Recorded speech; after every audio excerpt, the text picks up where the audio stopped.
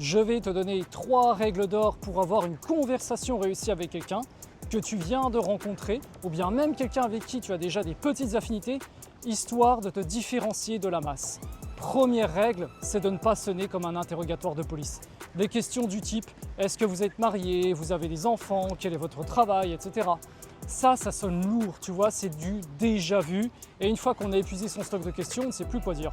Non, essaye plutôt des questions du type « s'il y avait quelque chose que tu pouvais changer à ton travail, ce serait quoi? Quelle est la chose qui t'a le plus marqué dans le dernier film que tu as vu ?» Tu vois, des questions un petit peu plus basées sur de l'émotionnel et pas vraiment comme un script que tu lis sur une feuille et qui donne l'impression que tu ne t'intéresses pas vraiment à l'autre. La deuxième règle d'or, c'est qu'il faut que tu t'affirmes lorsque tu t'adresses à l'autre. Les phrases du type « j'essayerai de te rappeler la semaine prochaine » ou « est-ce que je peux demander ton nom ?» Pourquoi tu demandes la permission pour demander son nom? Il n'y a rien de mal à demander le nom de l'autre. Non, sois sûr de toi, affirme-toi, bien sûr en étant dans le respect, dans la bienveillance, etc. Mais il y a des choses que tu dis, des petites erreurs de langage, des petits tics qui font baisser ta valeur perçue, alors que si tu viens là, tu poses tes 2 pieds bien ancrés dans le sol, tu regardes bien droit l'autre et tu dis ce que tu penses, tu es parfaitement dans le moment et tu arrêtes de chercher des excuses et tu formules des phrases qui sont vraiment affirmées. Je te contacte demain. Quel est ton nom? Tu es là, tu assumes et tu n'as aucune peur de t'adresser à l'autre. Et ça fait la différence et l'autre se sent plus à l'aise. Et enfin, la 3e règle d'or, c'est de quitter la conversation avec élégance.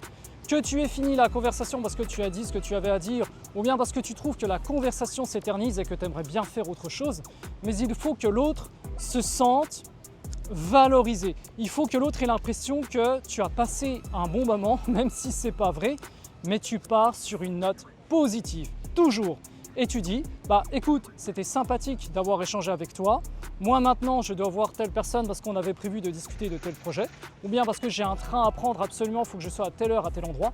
Mais dans ce cas-là, si tu fais ça, surtout, ne flâne pas dans les environs et que l'autre te voit parce qu'il va avoir l'impression que tu as quitté la conversation parce que ça te faisait chier.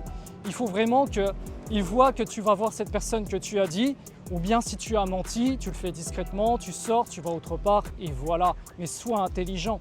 Et ça, c'est super important dans la vie de tous les jours, c'est de toujours quitter l'autre sur une note positive parce qu'on ne sait jamais ce que l'autre peut nous apporter.